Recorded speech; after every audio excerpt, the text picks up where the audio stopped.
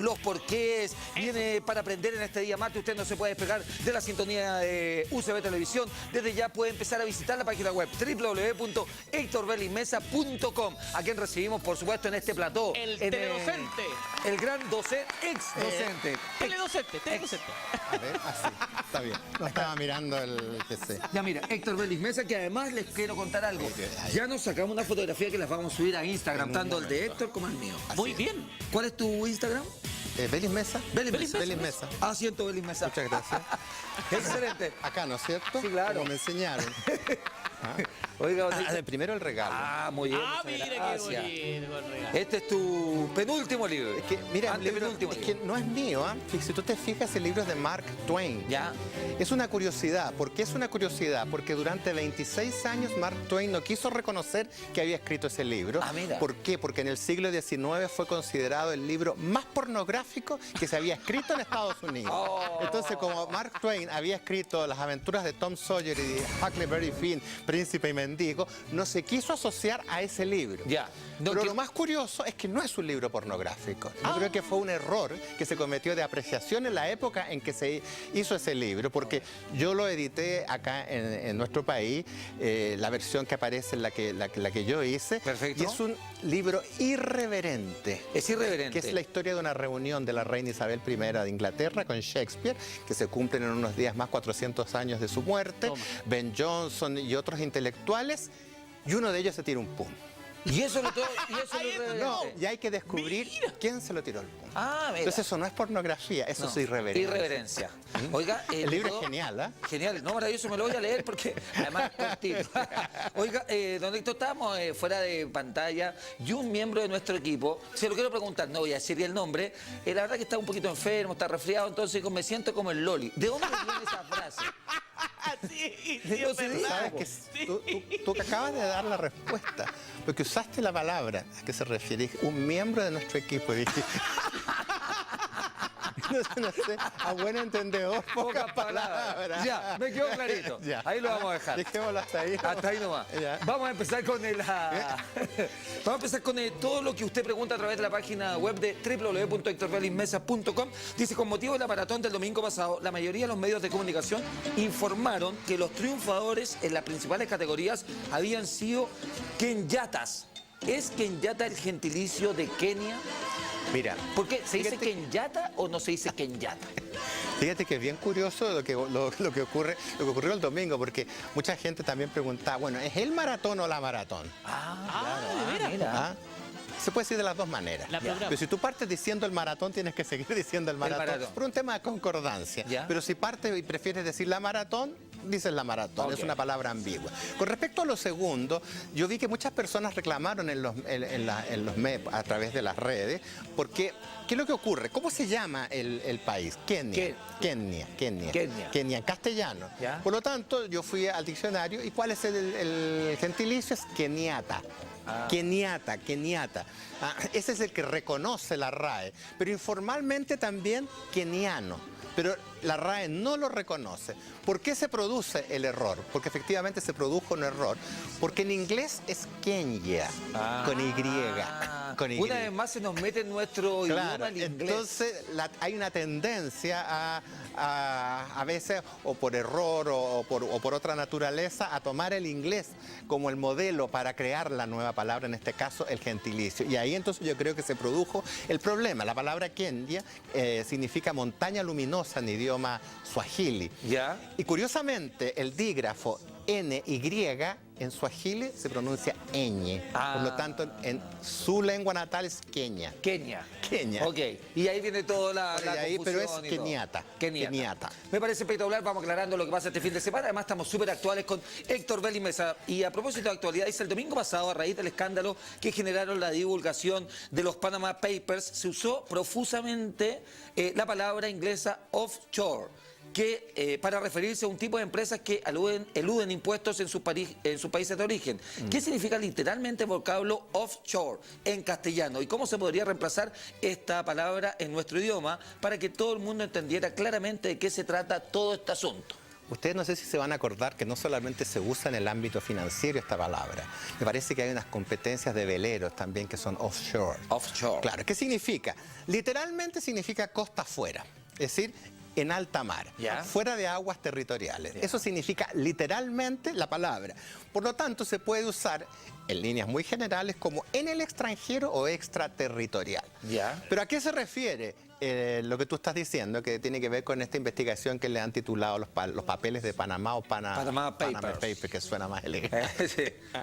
Claro, en el mundo financiero offshore se traduce como ventajas fiscales o empresa inscrita en un paraíso fiscal.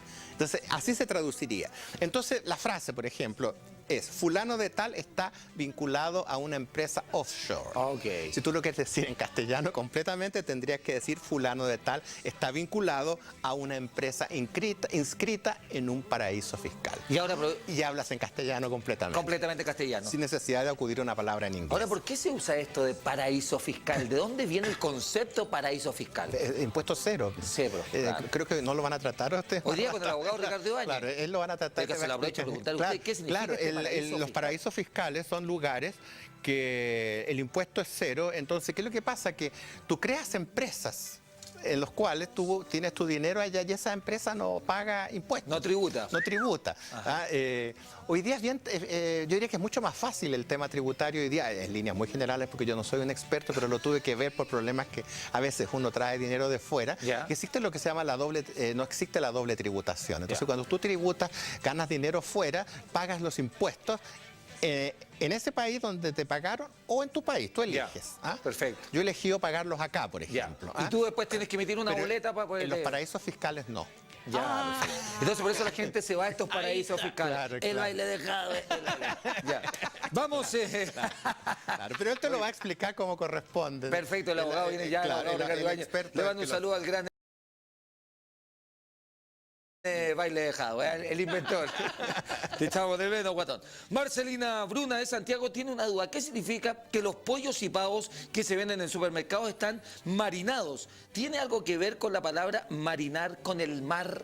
Sí, a mí me Marinar. llamó mucho la atención cuando empecé de repente a fijarme bien en los textos que base, y los pollos principalmente dicen marinado. Claro. ¿Qué significa la palabra marinar? Es conservar los alimentos crudos de tal manera, por ejemplo, en vinagre y especias, ya para sé dos. cómo es. Para dos cosas. Uno, cuando tú marinas algo, lo adobas en el fondo, Ya. es para ablandarlo y para darle un cierto sabor, para que adquiera un cierto sabor lo que tú estás haciendo.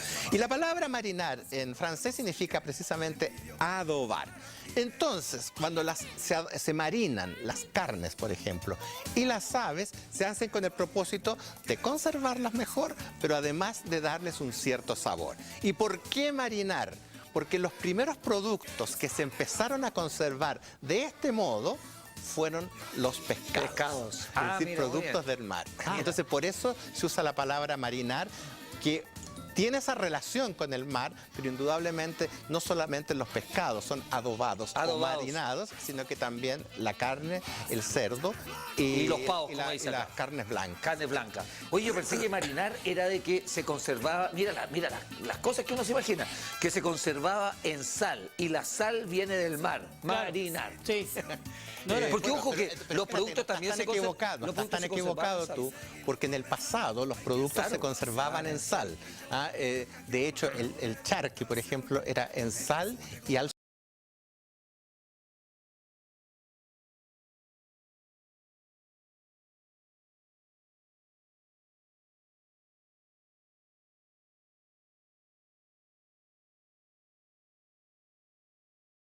sol, y esa carne se secaba. Claro. Y de ahí entonces nació el charquicán, que se hacía con la carne.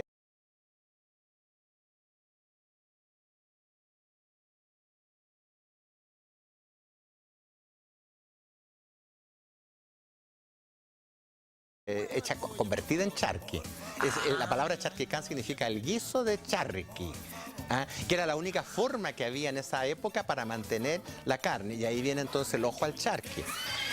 ¿Por qué? Porque como tenías que ponerlo en el exterior para que se secara y lo colgabas, tenías que estar ojo al charqui para que no se lo llevaran los gatos ni los pájaros. De ahí viene el dicho ojo al charqui, muy bien. Y el charquicán también. ¿A usted le gusta el charqui? El charqui y el charquicán, yo Es soy un rico. fanático Yo del también. charquicán, sí. Oiga, Yo Con- también. Con los huevos fritos. Oye, arriba. sí, claro, con huevito frito y también con su No. cebollita en escabeche. Fantástico. Rico un Eso charquicán. comprado. Le recomiendo un charqui, ¿sabe? Cuando usted vaya al paraíso, Sí.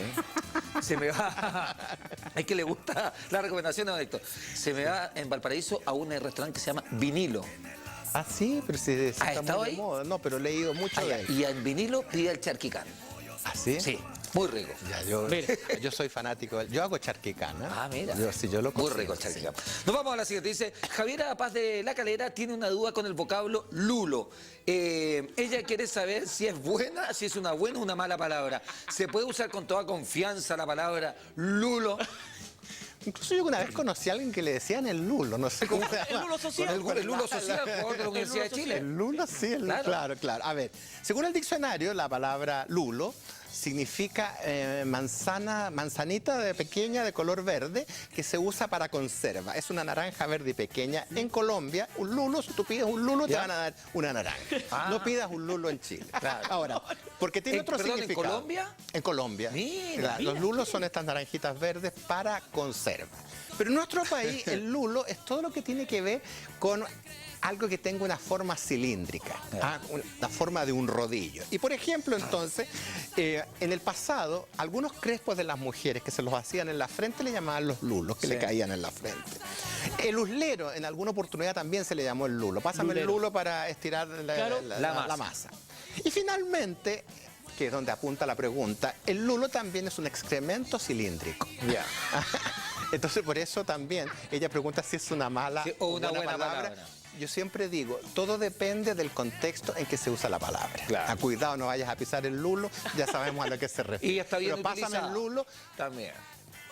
podría malentenderse. Vale, pásame el lulo, es mejor el lulero. Claro, Pásame el lulo, sí, es medio sí, raro. sí. medio raro, ¿Y de dónde va a ir el lulo? Todo lo que sea cilíndrico. En el fondo, claro. Y hay gente, por ejemplo, de repente tú te molestas, ya tomas ese Y hace un lulo. hace un lulo con el librete. Juaco, el 10 bueno va a ser el lulo. Mire. Sí. Pero con los papeles. Sí, agrega. los papeles, los Agrega, papeles. agrega. Así es. Vamos a la siguiente. Dice, esta es una pregunta curiosa que le hace un fanático de los vikingos. ¿Por qué en sus cascos llevan cuernos? ¿Lo usaban para atacar y enterrarlos en el cuerpo de los enemigos? Lo más curioso, pregunta Ángel Arias de Villa Alemana, es que en la serie Los Vikingos, fíjate que no llevan cascos con cuernos. ¿Tú has visto la serie Los Vikingos? Sí.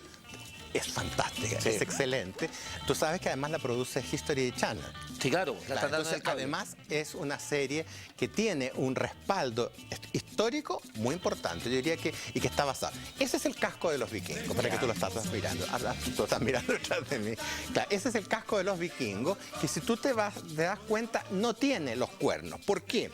Porque todas las investigaciones que se han hecho de tipo arqueológico para determinar si los vikingos, si el casco tenía cuerno o no, han demostrado que nunca tuvo cuernos. Ya. Si tú los ves ahí, que esa imagen pertenece a la serie Los Vikingos. Ese es el hermano de Ragnar, Ajá. que ahora está de conde en Francia.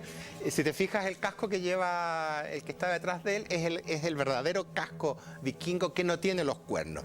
Hacia 1820, un pintor sueco, Gustav Malmström, que tuvo que dibujar una saga poética que se llamaba la saga de Fridtjof, se le ocurrió ponerle cuernos a los cascos de los vikingos para dar a entender que eran seres endemoniados, por eso los cachos, Ah, perfecto. excesivamente sanguinarios y fieros. Ajá. Y por eso, a partir de las imágenes que se crean en 1820, de ahí fue tan poderosa esa imagen que la gente empieza a creer que los vikingos tenían cuernos. Posteriormente, en el mismo siglo XIX, hay una saga, pero de ópera, la del Anillo de los Nibelungos de Wagner, Ya. que es una obra maestra de uno de los más grandes músicos europeos.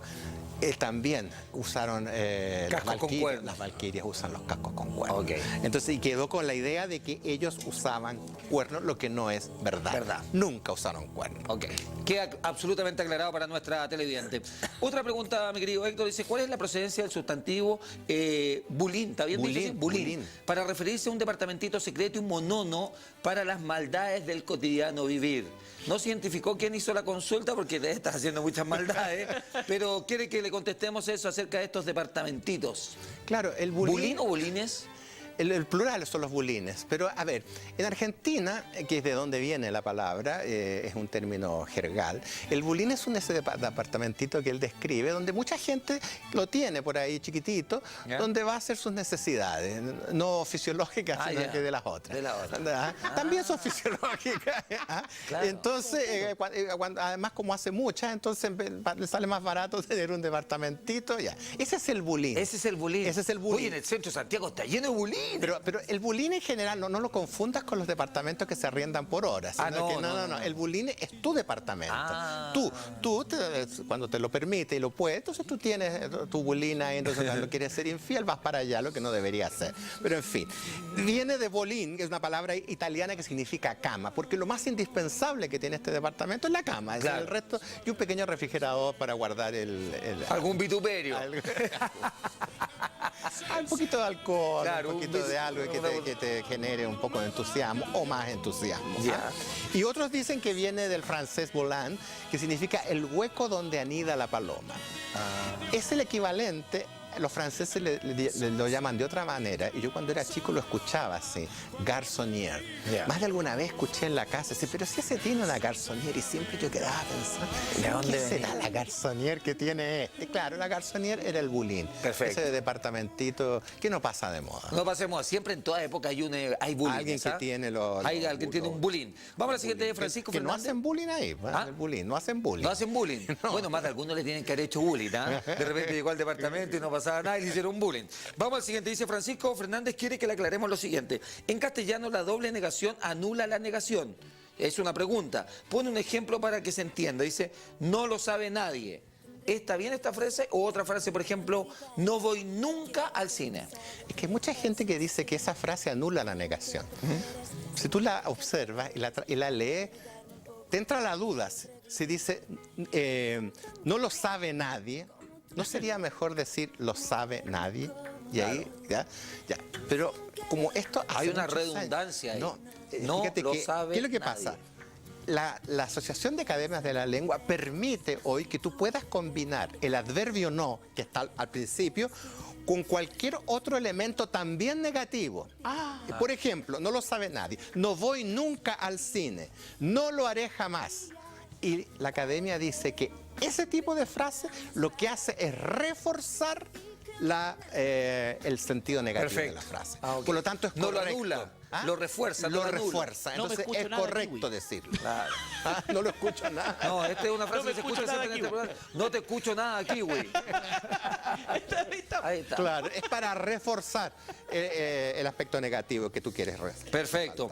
Vamos a la siguiente. Dice, sigue las dudas del idioma. ¿Está bien dicho, mi querido Héctor, disparar un balazo? No, porque el balazo es, por ejemplo, si tú disparas acá y disparas hacia allá, el balazo es donde dio la bala. Ya, entonces tú te acercas a la pared y dices, mira, aquí llegó el balazo. O si llegas a herir a una persona, es donde hirió la persona. Aquí recibí Es el donde balazo. está la parte física de donde llegó la bala. Claro. Si tú quieres decir que disparó y quieres dar esa idea, tienes que decir disparó un tiro. Perfecto. Y el balazo fue a dar allá. Perfecto. Pero no disparar un balazo. Ok. El balazo es donde llega la bala. Donde llega la bala. Donde llega la bala. Espectacular. Seguimos con la pregunta. Dice, ¿existe alguna diferencia entre la palabra lapso y lapsus? Esta última lapsus podría ser la forma latina de lapso. A mí me da la impresión que en sus orígenes podría haber sido así, pero las dos palabras tienen significados distintos. Ya. Un lapso es un tiempo entre dos límites. Ya. Por ejemplo, cuando alguien dice malamente un lapso de tiempo, es una redundancia porque todos los lapsos son de tiempo. Ok. Pero el lapsus, el otro, es una equivocación. Yo pensé que era una laguna mental. Pero espérate, es que son varios. Ya. Está el lapsus linguae. El lapsus linguae es cuando tú cometes el error hablando. Y el furcio que le llaman a algunos. Después está el lapsus calami, que es cuando tú lo cometes escribiendo y te equivocas. Después está el que le llaman el error de pluma también, muy elegante en el pasado. Está el lapsus clavis, que es cuando tipeas mal. Ok. Claro. Y finalmente está el lapsus memoriae, que es cuando tú lo tengo aquí en la punta de la lengua y no me puedo acordar. Pero si recién lo dije y se te olvida. Perfecto. Que esos son los lapsus. Es el lapsus, que Esos tiene son que ver los con lo que lapsus. uno popularmente conoce como laguna mental. Así es. Perfecto. Pero Oye, son la última distintos. está muy interesante, que tengo que hacerte. Dice, ¿por qué la serpiente fue escogida como símbolo de la medicina y la industria farmacéutica? Claro. Por una característica que tiene la serpiente.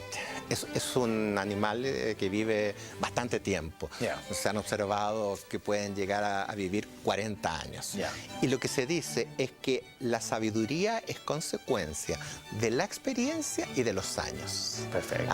Pero tiene otra característica la serpiente que lo hizo muy llamativo en el pasado, principalmente a los médicos y a la gente que se dedicaba a la alquimia, me imagino, en ese tiempo, que es el antecedente de la química. Y es que la serpiente cambia la piel. No sé si alguna vez tú has visto una piel de serpiente. Sí, Y cuando la cambia, aparece reluciente, como si hubiera rejuvenecido. Por eso se convirtió en el símbolo de lo que De es... los doctores, los de la médicos, medicina claro, y también del área farmacéutica. claro, es un poco distinto, son los logotipos, pero va por esa razón. Maravilloso. Muchas gracias, Héctor, por haber Gusto venido. de verte. Gusto de verte. Voy a despedir de usted. Y ya lo sabe, www.hectorbelismesa.com. Y a leer 1601. Sí, voy a leer 1601 y además a subir la foto al Instagram. Sí, ¿no? Sí. Un rato más. Ok, Belis Un rato Mesa. más, Muy un bien. rato Esa más. es la cuenta de Instagram.